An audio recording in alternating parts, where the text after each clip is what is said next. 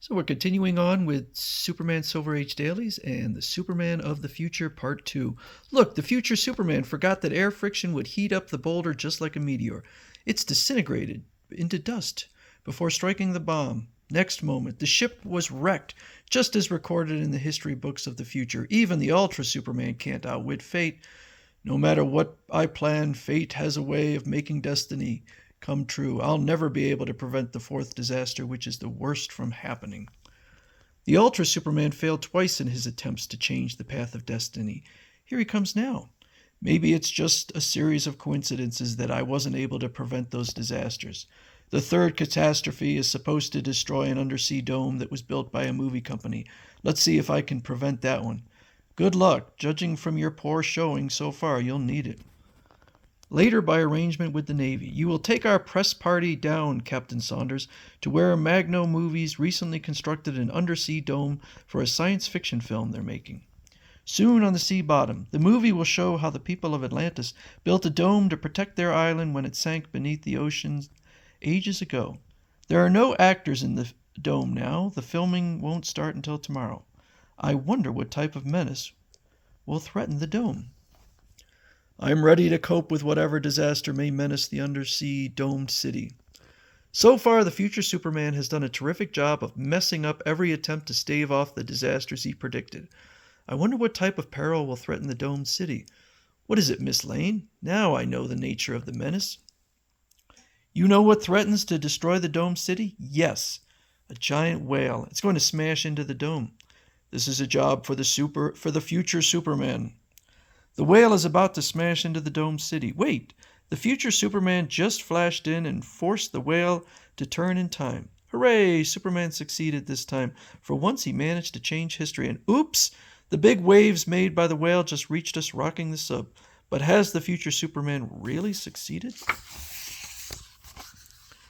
As the future Superman prevents a whale from smashing the domed city, big waves made by the whale rock the observation submarine.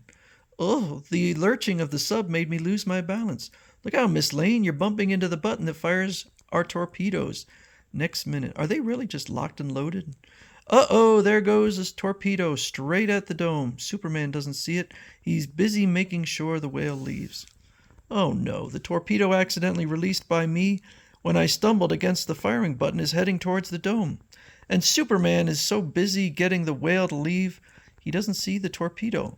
The torpedo is wrecking the dome. History came true for the third time. After the subsurfaces. Oh, Superman, I feel just awful. Fate played another trick on you, making me the cause of the dome's destruction, despite our best efforts. Don't blame yourself, Miss Lane. It just shows that history can't be changed. I'm sure of that now. And that means I can't stop the fourth super disaster. Watch this wall, and the mental image I project will show you why it's the worst of all disasters. Before nightfall, our chief atomic scientist will be assassinated. So that's the big difference between this and the comic book. In the comic book, it was the President of the United States, who at the time would have been Dwight D. Eisenhower. How awful. The fourth disaster will be the assassination of our leading atomic scientist before nightfall? Shocking. But can't you warn the Secret Service to guard the scientist carefully? What good would it do, Folger? If I couldn't prevent the three previous disasters, I'm afraid history will come true again. I'm helpless to change fate. I'm afraid the future Superman is a super failure. I hate to admit it, but apparently even all my mighty powers cannot prevent the assassination of America's top atomic scientist. How disappointing. I don't even know how the scientist will be assassinated, but I do. Nobody suspects I'm only posing as a foreign reporter. I'm really a member of the secret spy ring plotting against the scientist's life. Now I know we'll succeed. Ha ha. Later as the spy Folger contacts his henchmen. Good news, men. Concerning the future Superman? Yes. According to him, if we strike now, we cannot fail. Destiny is on our side. Then we will go ahead at once. There is no need for us to delay when we know we must succeed. We know from our spying that the scientist car will follow this route today along side streets. His car will be sure to run over one of these manhole covers. We'll attach bombs to the underside. Later, when the fatal ride begins, our Secret Service car will be right behind you, sir. That won't do any good, not when the scientist's car runs over a manhole cover and sets off the bomb underneath. Has the future Superman given up trying to change the fate? Trying to change fate? Soon along the car's route. Ha ha! The scientist's car is about to drive over the manhole cover. Watch it go boom. Any second now, the scientist's car is about to drive onto the manhole cover, setting off the bomb underneath. Boom!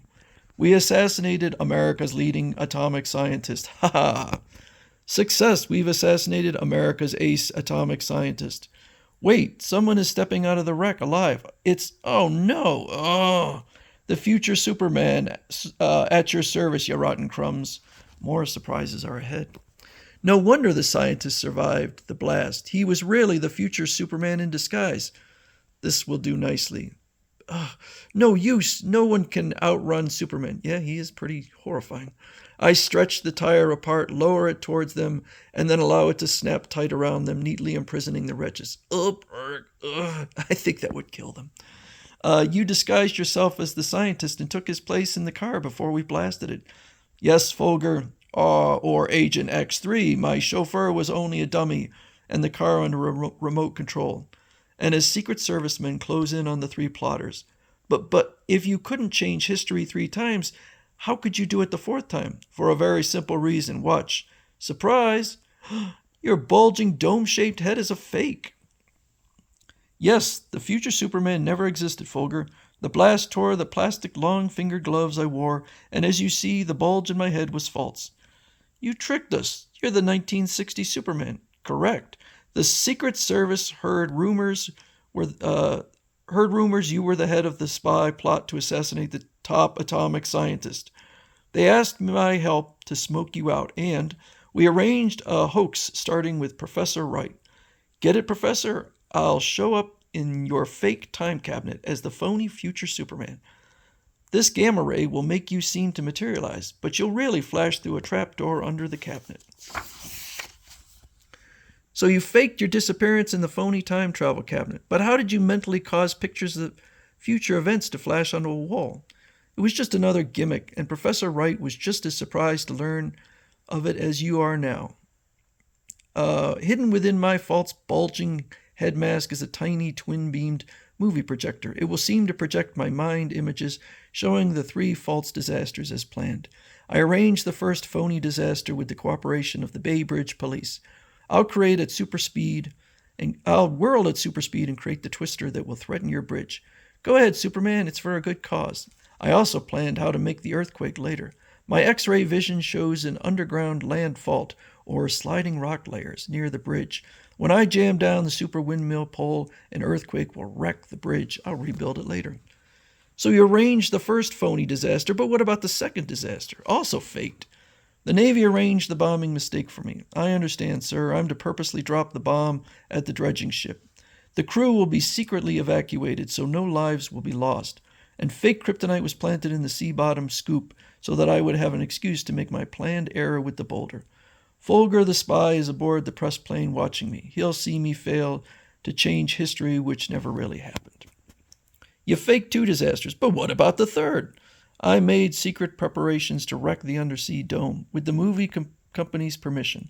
The watchers in the sub can't see me among the seaweeds. My giant paddle will create a super strong current, hurling that whale toward the dome as if he's blundering into it. When the whale's waves rocked the sub, there was one little unexpected change. The sub's captain was to pretend to bump the torpedo button, but by sheer accident, Lois did. I can't let her in on this top secret project. She'll have to think she sabotaged the future Superman. When the third fake disaster seemingly came true, my trap was ready to be sprung. I'll rebuild the dome later too, but now Folger believes I'm helpless to change history. When I show him the fake mind image of the 4th disaster, he'll fall for it. Whew. After faking the 3 disasters, you took the atomic scientist's place knowing we would strike at him. Correct. With the Secret Service complete cooperation, we'll make you up to look like a double of the atomic scientist Superman. Okay, this is one issue I have with the comic book also. They made him look like the future Superman. I mean, don't put the bulging head on if you're in the thing. Anyway, we don't know just how or when the spies will strike, but no matter what they try, it'll be me they attack. Meanwhile, the scientist stayed safely in the White House while I took his place. Now you Secret Service can convict him for attempted assassination. We were fooled by your super hoax. Super hoax smokes out assassins. At the White House, the threat to my life no longer hangs over me thanks to you, Superman. I was only doing my duty, sir, like any good citizen. I believe that's supposed to be Eisenhower. And for whatever reason, they changed it to be a scientist. I don't know if it's because they were afraid of the idea of putting it into people's head to assassinate the President of the United States. Later, when Superman returns to the Daily Planet in his secret identity of Clark Kent, just think, Clark, by pressing that torpedo button, I actually helped Superman finish his secret plan. Calm down, Lois. You wouldn't look good with a swelled head just like the future Superman. That's the exact same joke they used in the comic. One morning before dawn, Lois tosses in bed because of a fitful dream. Mumble, mumble, mumble. And what a dream. Remember, Lois, don't be curious. Don't touch any equipment. Don't worry about my being impulsive, Superman. I'll just look around. I wonder what these dials are for. Yipes! Who'd have thought merely touching a teensy weensy dial could cause this broom? Anyway, I love this story. I love both the comic and the comic strip version of it. So that was the Superman of the Future.